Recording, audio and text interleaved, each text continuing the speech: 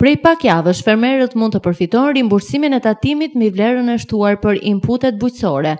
Vendimi i qeverisë i botuar tashmë edhe në fletoren zyrtare përcakton në mënyrë të detajuar edhe 10 kategoritë e inputeve bujqësore për të cilat fermerët mund të përfitojnë kompensimin direkt.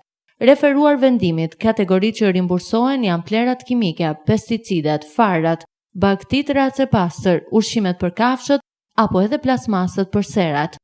Vendimi përcakton gjithashtu se për të përfituar rimbursimin e tatimit të vlerës së shtuar, fermerët duhet të vërtetojnë blerjen e inputeve me TVSH përmes faturave.